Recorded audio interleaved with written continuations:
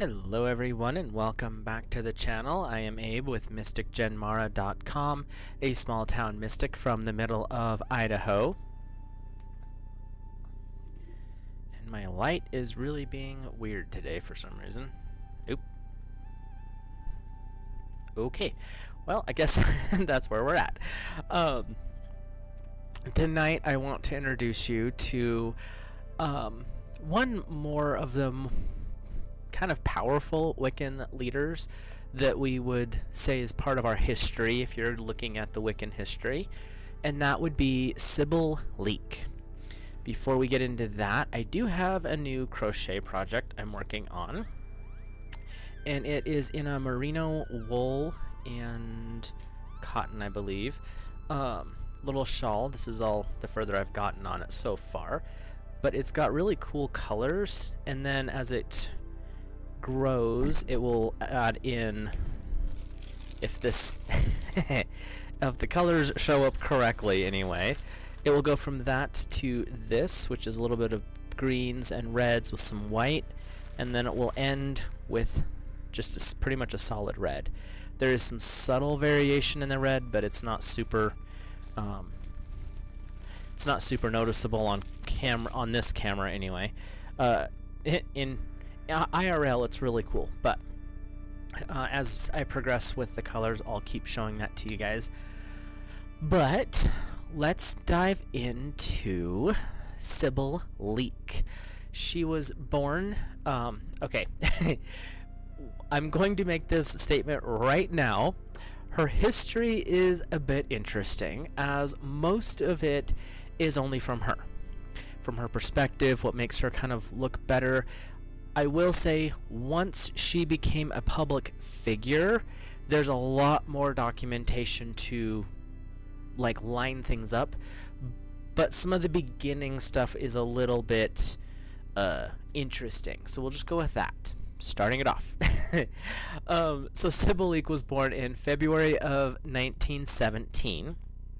There are some random sources that say it was much later in 1923, still in February, but some of the more common time frame for her was 1917, so we're going to stick with that one. On the 22nd of February, young Sybil came crying into this world. She was born in Staffordshire, England, or Staffordshire. Sorry to the for murdering names. I'm really not good with some of these. Her history also has, she claims, we'll toss that out there too, that she was the descendant of a witch that was burned at the stake 800 years before, give or take a decade. One source said 700, one said 8, another said 820, another one said 790. We're just going to round up to around 800 years. She also makes the claim that her entire family had a beneficial relationship with witchcraft from a very young start. Right or wrong, that's not what I'm here to do. I'm saying the information from her origins is a little one-sided. For the most part, Sybil would not be educated in the British school system, at least not until the age of 12, when she was pretty much forced into going to school, but she only did that for 4 years because life happens. Her family prior to that would teach her all about herbs, witchcraft, general occult topics.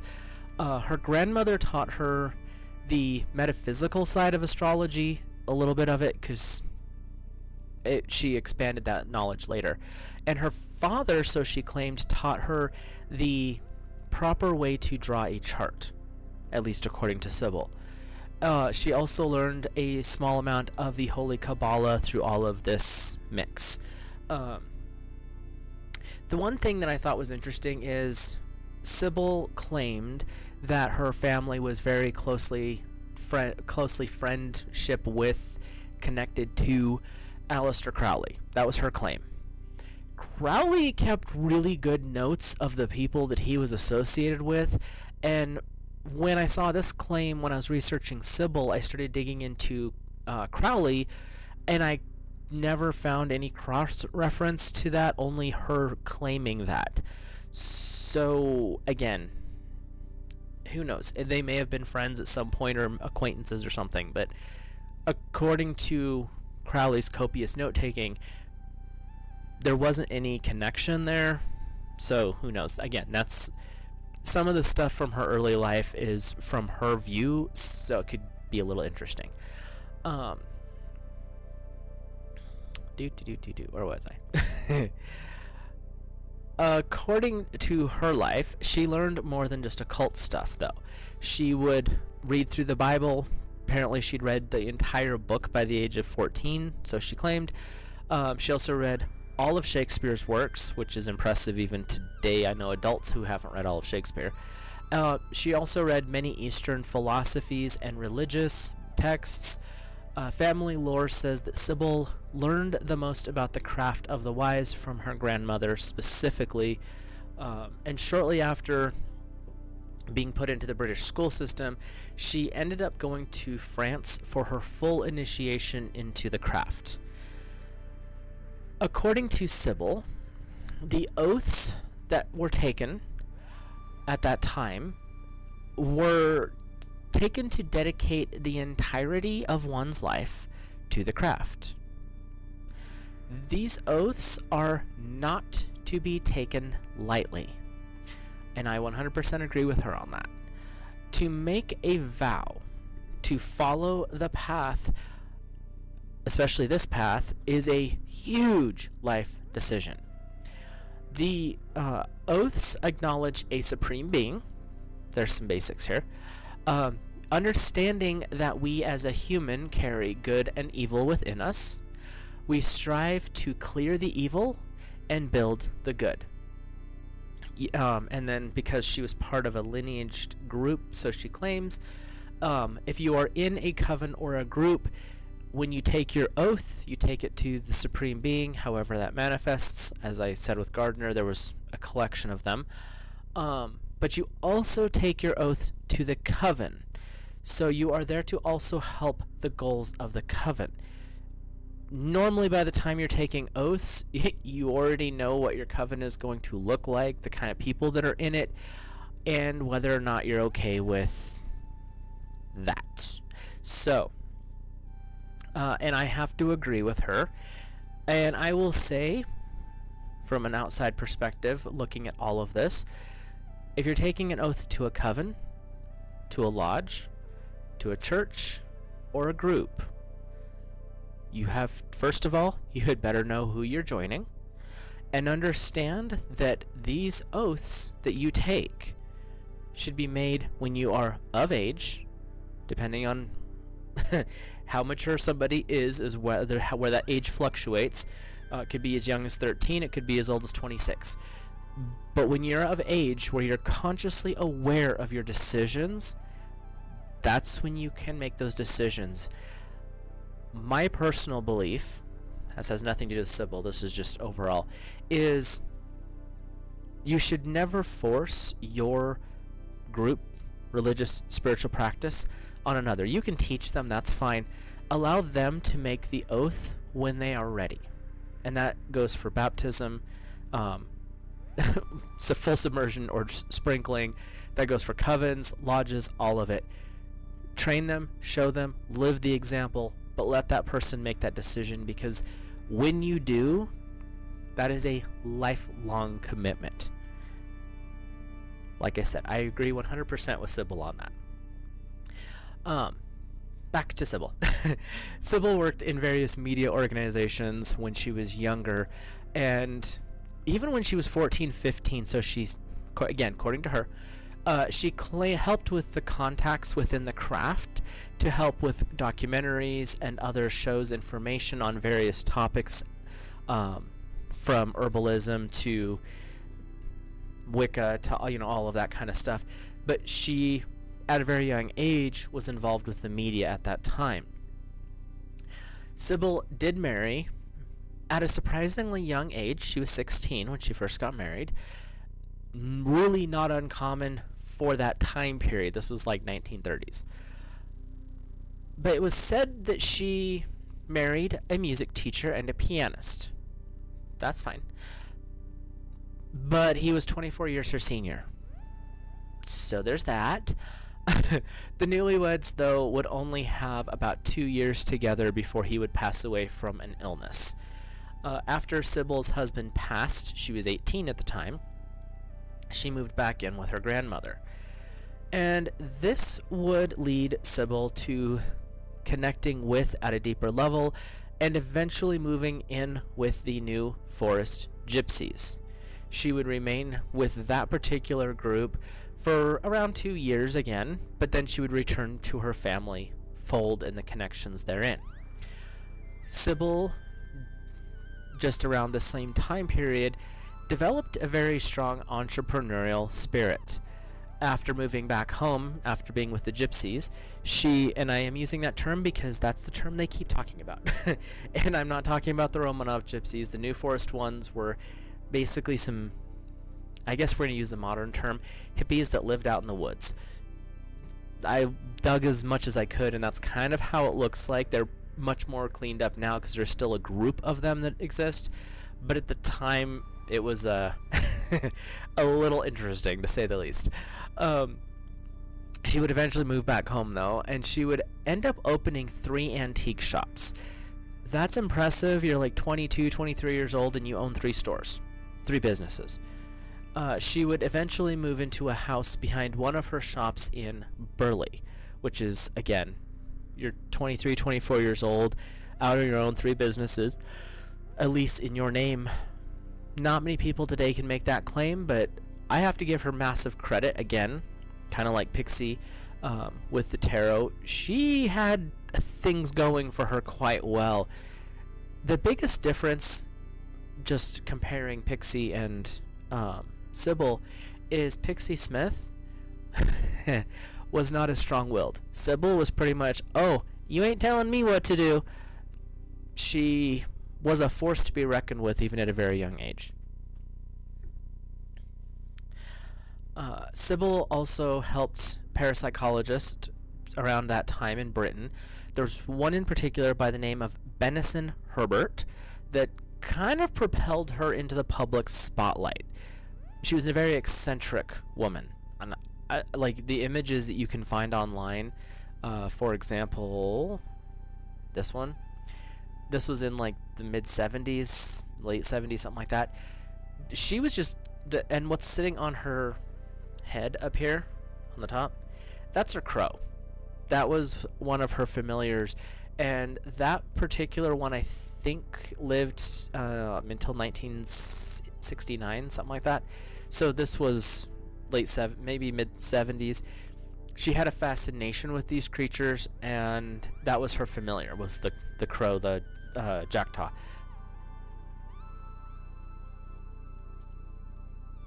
She also had snakes and several other pets over the years. So that was kind of cool. But when she worked with Benison Herbert, this is what kind of pushed her more into the public spotlight. Like I said, being a bit eccentric made things even more interesting. When investigating a 12th century mansion that just happened to be haunted, according to Benison, she ended up being probably one of the first, if not the first person to be in a mediumistic trance on a live or recorded broadcast. Pretty cool, to be honest.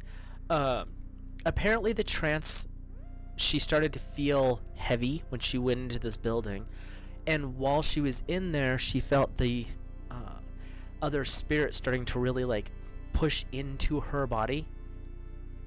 At one point, they were in a room with a table, and she, according to her, turned to the woman, ghost woman, that was in the doorway and screamed at her to leave her alone. Everyone else at the table said her head dropped. And that's when the weird stuff started. This trance led to the table they were sitting around, which apparently was pretty heavy duty, being levitated, slammed into the wall to the point where it chipped the concrete of the wall, chipped a 2-inch section of the table off on another slam, They tried to pull it to the ground, and they couldn't move it. It literally just kind of floated in the middle of the room. The BBC was recording this. They had their lights up as fast as they could because they kind of wandered into the room when this started, and so they were rushing to get everything set up. And so they were recording all of this, and during this event, as they were trying to pull it down, one of the guys, who was a heavy-set dude, according to the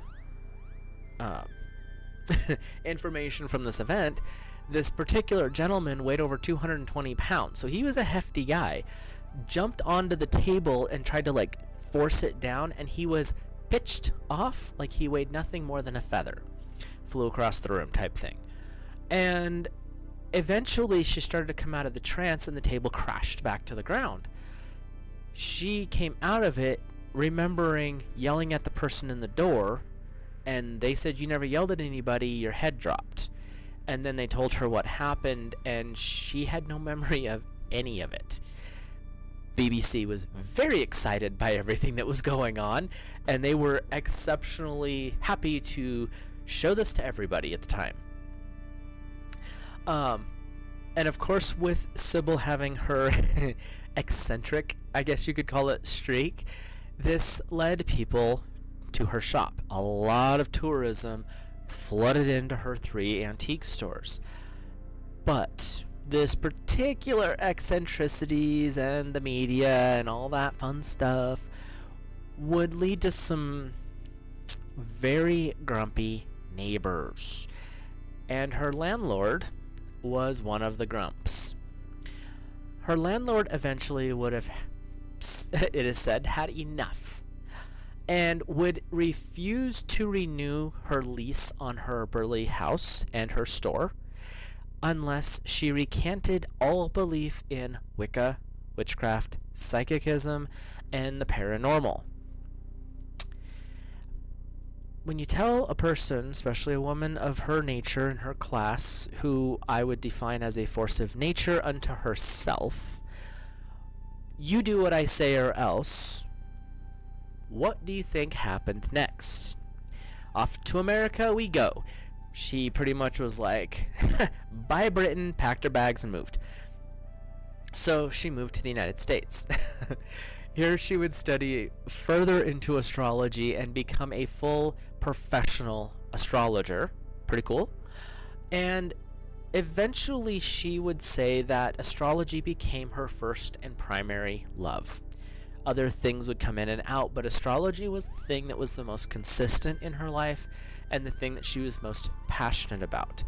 She would write her first book in the States, and the book was called A Shop in the High Street, and that book would eventually lead to her first TV interview, where she would talk about the book, but also about astrology. Astrology was a theme for the rest of her life from this point forward. This interview would eventually occur in April 13th, good day there, in 1964. The interview was in New York, and Sybil took advantage of the trip to New York to give many more interviews while she was there. New York was a great place for her to build connections, although it is said she really didn't like the city. It was depressing and oppressive, like a presence, so it wasn't someplace that she wanted to live.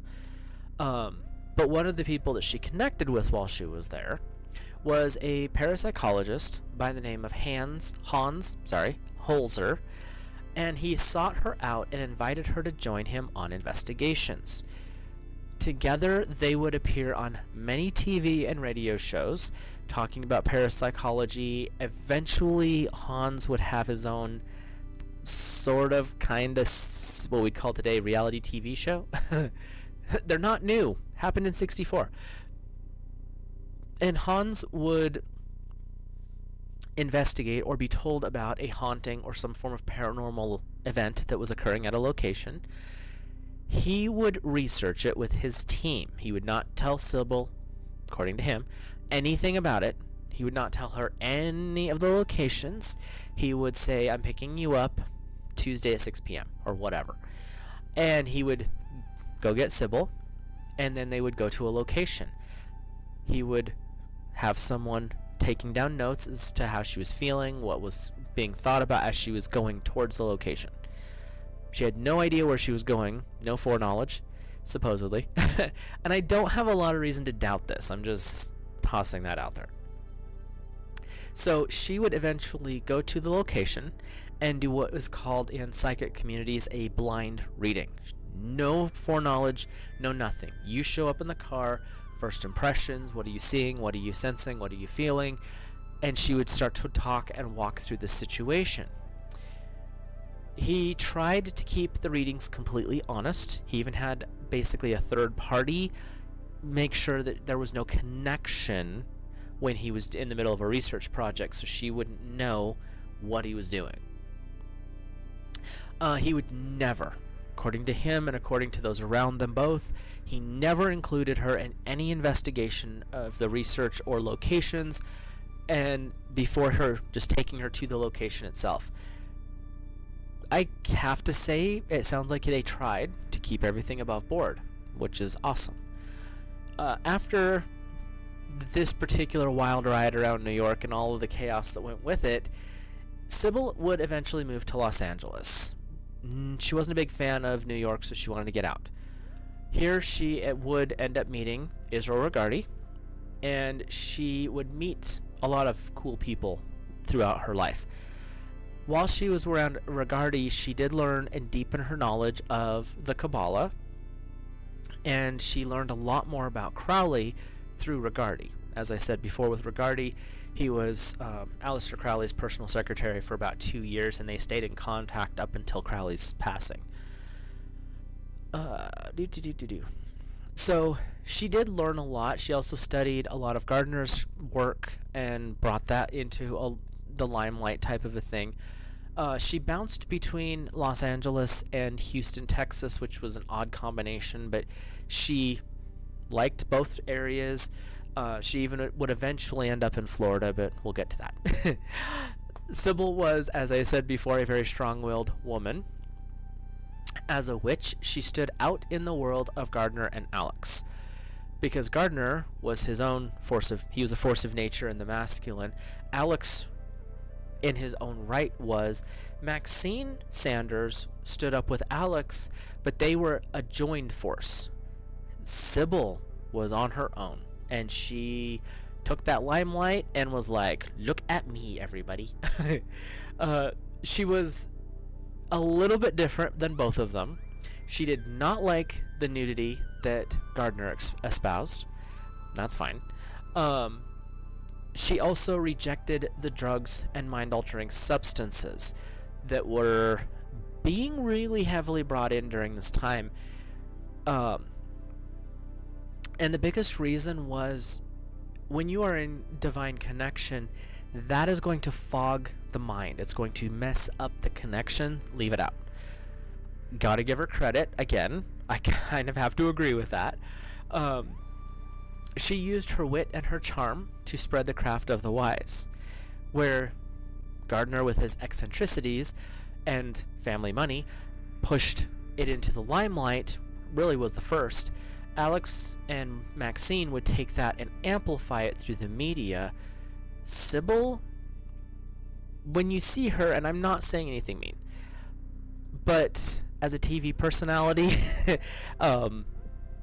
every time I've seen interviews with her, and there are quite a few interviews still out there from back in the 70s, early 80s, when you listen to her and you see her, you're like, how did you become the face of Wicca for a lot of years? Again, I'm not being mean, it's just when you look at Alex Sanders, you look at Gerald Gardner, they had a specific look to them. She was like, I don't care, this is what it is. And I have to, like I said, I really enjoyed that aspect of her. And when I say she used her wit and her charm, I highly recommend checking out some of the clips that are still floating around. I am not technical really well, so I didn't add any in here. I will try to figure out how to do that eventually. And she had a way that would catch your attention, and you'd be like, huh, I never thought about it. She would also, when necessary, be very good at a debate. She could hold her own against like highly educated people who they know what is right. Most of those people don't. Not being. I don't really care if I am rude on that one. Most of those people have been taught this. They know this right here. She, because of her broad range of knowledge, was able to just totally shred a lot of these arguments that she would have with these people, mainly because they'd lockstepped into this is the only view, and she's like, but what about all this? So she had a way about her that could really go against some of these big philosophical thought people. She was very loud in her defense of Wicca. And during the time when she was her most vocal, there was the start in this country of what was called the Satanic Panic, the really big fear of black magic. There was an aspect of that was really coming into the forefront in the mid-70s. And this is when she was the most vocal about Wicca is nothing to do with either one of those two, which is true. It has nothing to do with satanic. It has nothing to do with black magic.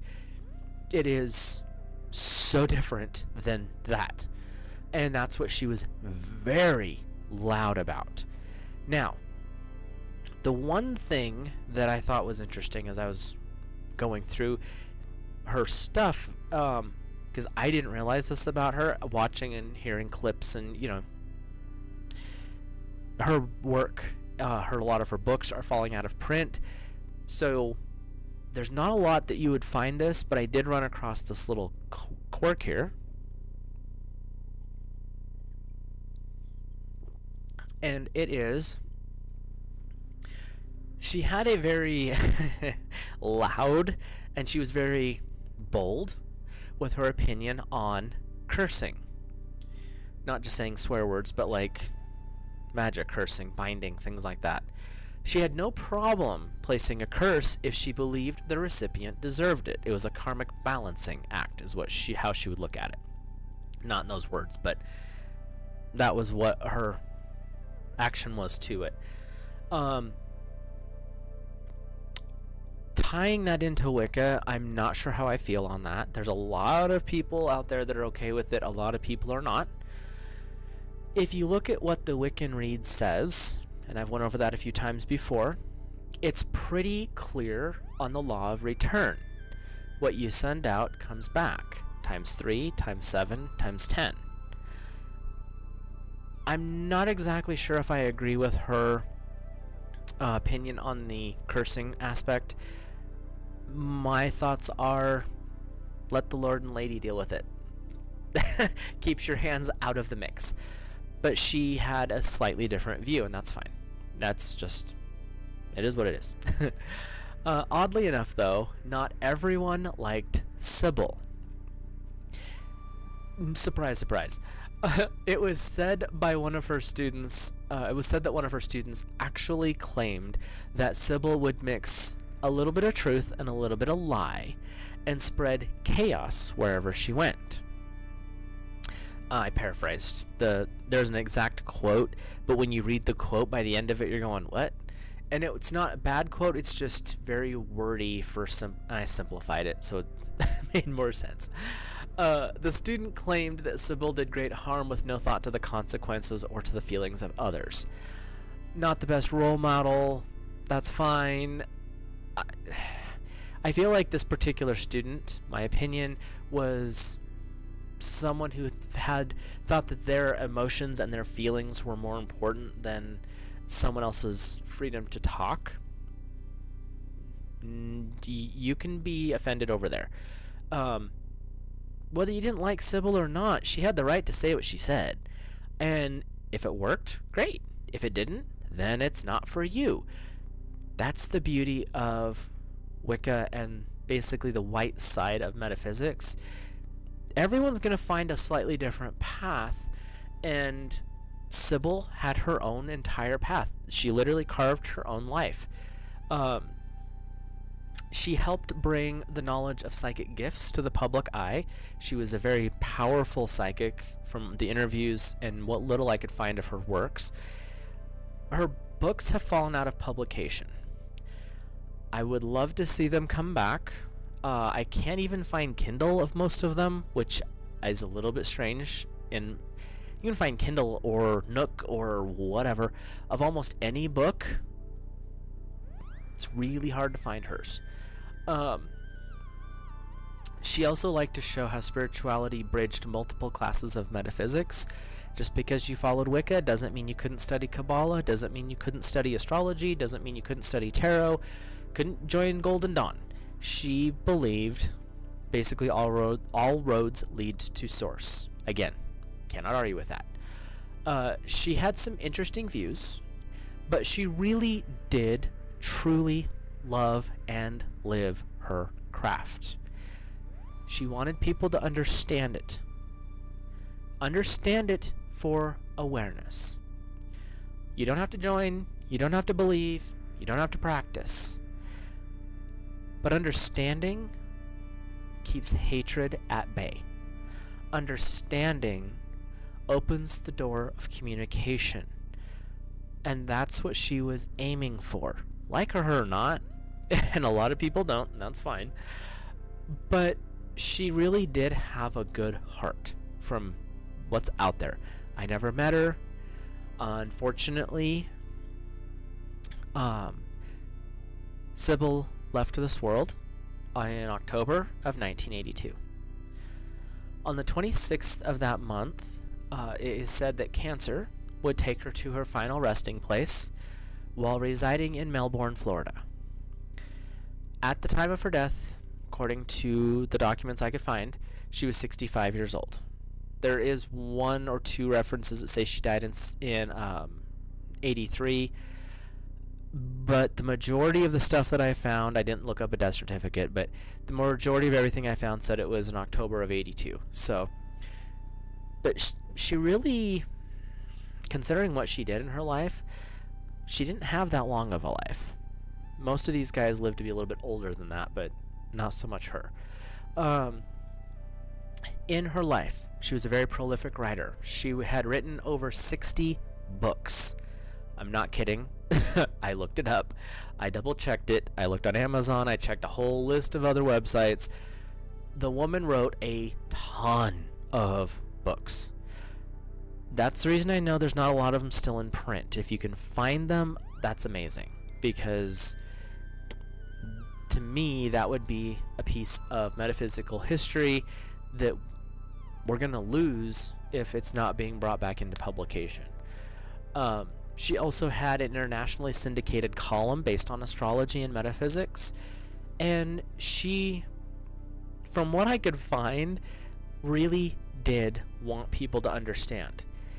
She was a little bit loud about things, and like I said, when you see some of the clips, she always was dressed in these outlandish outfits.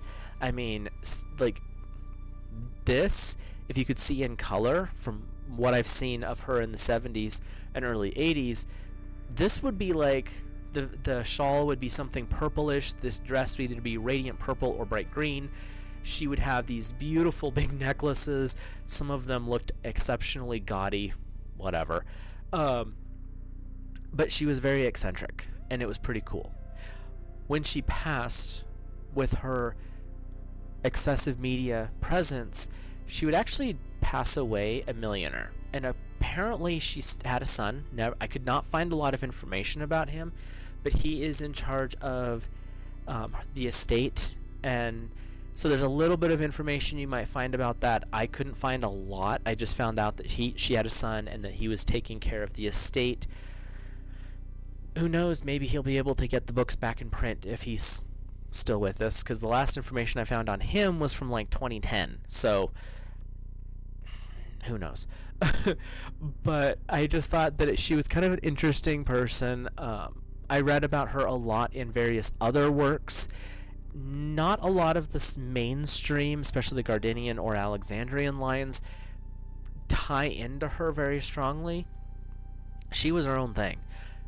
But a lot of people did connect with her. especially being a powerful woman in that scene where the main people involved originally were men, or they would be a man that brought in another woman. There's a couple other women I want to talk about with this, and I might do it right now because I'm doing kind of going in the Wicca theme right now, or I might wait and talk about them later. But there are some other powerful women, but they were all tied to these other men, which is fine. Sybil stood on her own by herself. She may have a a little bit of a interesting history, we'll just call it that. Some of it may or may not be true, that's fine. But she did a lot on her own. She influenced a lot of people. There was some little rumors back in the day that she was a spy for the British people, because the everyday German during the big war were very much into astrology, and there's a little bit of information, and this isn't from her, this is from other people, that said she had been recruited to write falsified astrology charts, you know, the horoscopes for the German people.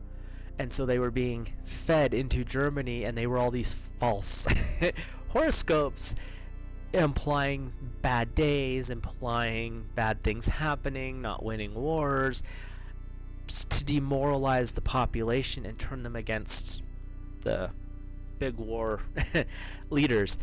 Couldn't find a lot more details, but apparently that was one of her things when she was younger. So she was an interesting woman, to say the least. So we'll wrap up there. If you enjoyed this episode, please drop a like on the video, comment down below, let me know what your thoughts are on it. If you're new here, hit that subscribe button. If there's someone else that you are curious about, want me to look into, let me know in the comments down below. I keep adding to my list of people. So yeah, with that, I will let you guys go. Have a great rest of your night, and I will see you in the next episode.